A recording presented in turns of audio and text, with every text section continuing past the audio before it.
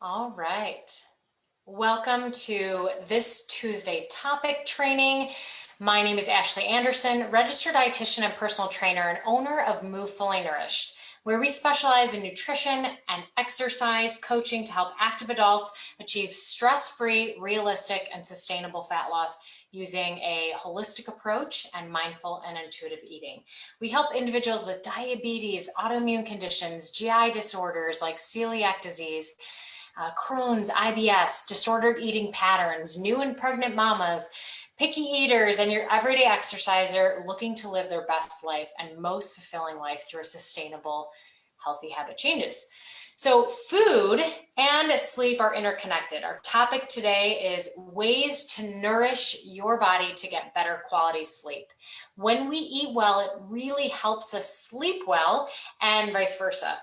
The same is true for if we don't get enough good quality sleep, we make less nutrient-dense food choices, and together they influence your metabolism, your appetite, your eating behaviors, and weight management. So picture this scenario. You have a rough night of sleep. You wake up feeling exhausted. You're trying to run around, solve all the problems that arise in the day, a mess in the kitchen, a million things on your to-do list, and maybe you're also trying to run your home full-time business or work full-time at the same time, help care for your family. Lots of things going on. We know that everyone is busy nowadays. So if you can relate to this, this is something that we've heard of often from our one-on-one coaching clients and also our entrepreneurial friends. We're busy people. And what ends up happening is that you're so tired and you don't want to cook, or you make yourself, or make really anything decent for yourself, and you rely on coffee and caffeine to keep you going all day. If this sounds like you, then you're in the right place to learn more about how to turn things around. This does not have to be your scene. So going back to this picture, and then you can't get to sleep because you've drank all this caffeine and then you've loaded your body with it, and you wake up periodically throughout the night, and this cycle starts all over again because you wake up feeling exhausted and repeating the process of a caffeinated day. So this, again, does not have to be your scene. We need to take care of you so that you can show up and be present in your life and with those that you love most. And that's what we focus on with our one-on-one coaching clients. At Move Fully Nourished, we help our clients get their control back so that they can nourish and move their bodies in ways that feel awesome, which not only helps our clients get better rest and feel less stressed, it also helps the whole family dynamic, or really any daily interaction that you have with anybody in your environment, because you tend to be a little bit nicer and more receiving instead of snappy and irritated and stressed because there has been better quality sleep in your life. So let's talk about why sleep and nutrition are interrelated. When you don't get enough sleep, your metabolism slows down. As a result, you feel compelled to eat more. You start to crave foods like processed carbohydrates and sugar. Those are big ones. This not only affects the quality of your food intake, but it also impacts the quality of your next night's slumber. So you're impacting, it's like a rippling effect. You're impacting nights down the road. There was a study done in 2016, and they looked at diets low in fiber, high in sugar, and inflammatory fats. And the outcome was that there was an association between sleep arousals and less restorative sleep when diets were higher in sugar, higher inflammatory fats, and low in fiber. So one of the first steps that you can do to help yourself get better quality sleep is to start integrating balance into your diet and removing processed high sugary foods in the pantry. This isn't new news. This isn't like you haven't heard this before, or you aren't aware that processed and sugary foods are impacting our health, but this maybe is the first time you've heard it associated with sleep. So take things one step at a time. This process won't magically get better in just one night. And so we always tell our one-on-one coaching clients that even 1% progress each day is still moving you forward. Now that you've removed some of those things, so let's say you're past that stage, you've decided this isn't serving me, getting rid of those things that are in your kitchen cupboards and pantries that are just pulling and drawing you towards them and making you lose sleep and just feel icky and gross throughout the day. And you have now now you want to fill your cupboards with things that help you fill up your sleep cup. So there are several vitamins, minerals, and macronutrients that play a role in optimizing sleep. They work together to contribute to your sleep quality and ultimately to your overall health. So research suggests that people who eat a variety of foods as an indicator of like a well-balanced diet have the healthiest sleep patterns. Interesting. Let's first talk about melatonin. This is, many of you heard of melatonin. This is a hormone. It helps you regulate your body clock. It's naturally produced in the body, so it's not just a supplement, it's naturally produced, and increases as the day progresses and gets close to night. So when it starts to get dark, your body releases melatonin. I can feel mine instantly as the sun goes down, and I can really just feel it take over my body because I've been very regulated with my body clock and consistent sleep times, going to bed and waking up. Most people know that this is a supplement, right? But it's also available in foods. And when I tell people this, they're like, really? I thought this was just something that I had to take. Plus, melatonin containing foods also provide a host of other benefits. So you're not just getting one benefit here, you're getting multiple things in terms of nutrients that are coming with it, such as increased antioxidants, anti-inflammatory activity, and cardiovascular protection, and also enhanced immune function can help with all of that. So some sources of melatonin include nuts. So we're talking pistachios, almonds, walnuts, fruits and berries like cherries, grapes, raspberries, strawberries, tomatoes, and red peppers, or peppers in general. So let's say, how do we make a recipe that's going to help us introduce some melatonin into your world? You could take some organic raspberries, drizzle a little bit of almond butter, and put that in a chia pudding. If you've never made a chia pudding, you're like, I have no idea what she's talking about. It's just chia seeds, 3 tablespoons to 1 cup almond milk with a sprinkle of cinnamon, and then add in your fruit and almond butter, and voila, you have a high fiber melatonin boost in a meal. Another nutrient and mineral I want to discuss is calcium. So calcium helps the brain produce and use the amino acid tryptophan, to help make melatonin. There has been a link between calcium deficiency and difficulty falling asleep. So most of the time when we think about calcium, we think about bones or heart health. But calcium also impacts sleep. So calcium, it works with magnesium to help relax muscles, and good natural sources of calcium are lightly cooked dark leafy greens like kale or collards, citrus fruits, nuts, fish like sardines and salmon, and if your body can tolerate it, organic milk, cheese, and yogurts, so dairy products. So here's one example. If you grab a pouch of wild-caught salmon, there's a brand called Wild Planet, no prep necessary, already ready to go for you. And you can throw it on top of some kale with a squeeze of lemon juice, a little bit of salt and pepper, top it with some crushed walnuts. You've got a great meal full of calcium. Another mineral to mention is magnesium. Magnesium is a natural relaxant and also essential mineral for sleep function. It helps to maintain healthy levels of GABA, and GABA is a neurotransmitter that helps promote relaxation. Magnesium deficiency is common. I see it all the time, and it's linked to insomnia and restless leg syndrome. So magnesium-rich foods, what could you add to your diet, includes seeds and nuts like almonds, cashews, sunflower seeds, pumpkin seeds, and then bananas, avocados, spinach, broccoli, peas, beets, and beans. So those are just some ideas. So how can you incorporate a high magnesium side dish to a meal?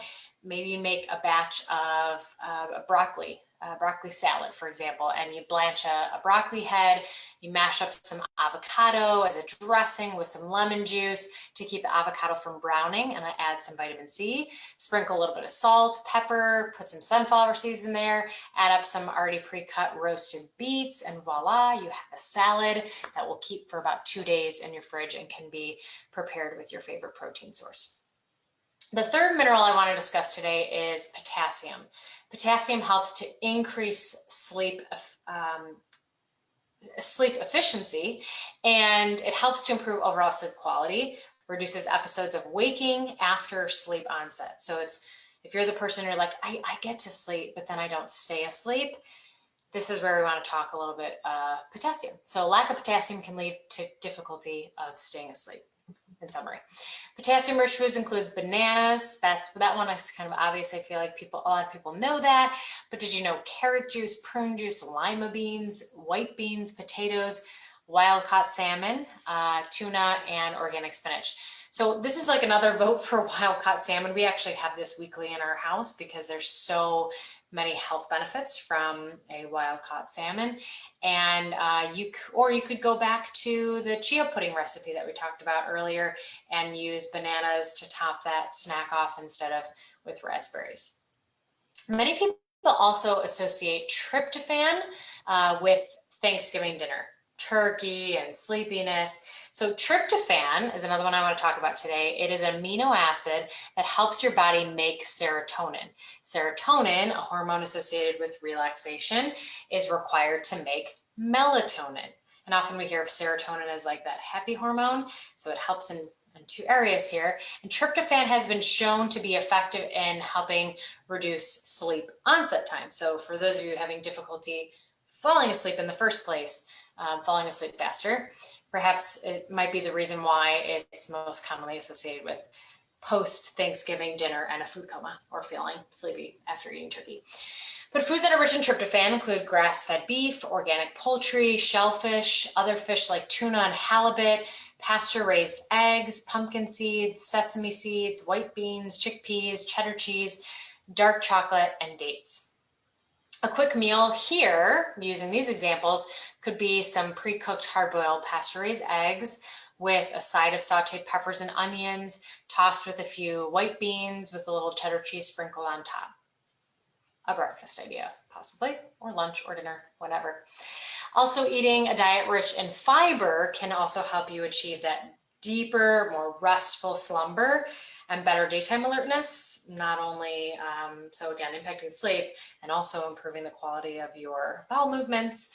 There was a study in 2016 that was published in the Journal of Clinical Sleep for Medicine, and they found that consuming foods low in fiber and high in saturated fat and sugar is again associated with lighter, less restorative sleep. So we talked about this in the beginning, just repeating the study. And consider adding artichokes or chia seeds or beans or chickpeas or blackberries or hummus or quinoa to your diet to help improve your fiber intake.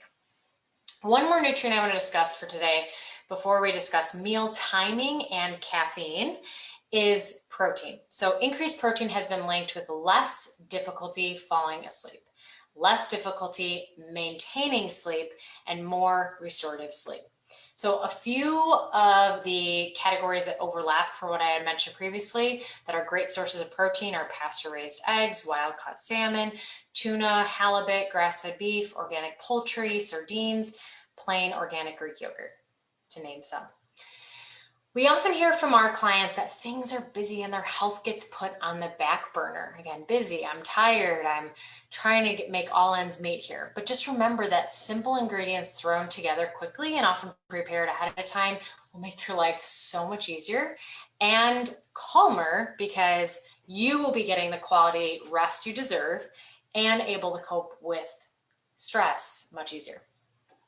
A few last things I want to mention. Okay, so meal timing and caffeine. Another positive thing you can do for your body and your sleep and your focus is to scale back on the caffeine and sugary beverages.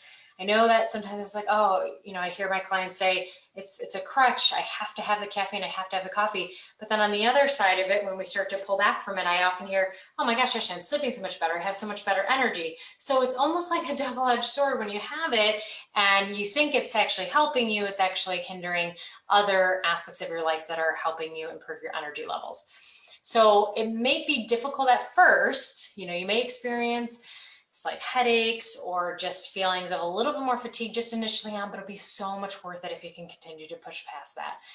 So cutting off your caffeine by 2 p.m., it will help your body naturally lower cortisol levels. So that hormone that when it's high, especially in the evening time, wreaks havoc on our body. And it will help to naturally raise melatonin to help us feel tired as the sun sets. So kind of like I was telling you before, as the sun starts to go down, I can feel a wave of melatonin being released in my body because I'm very in tune with those signals and those cues. So replace your coffee and your tea, or with tea, so a decaffeinated tea, or just straight up filtered water.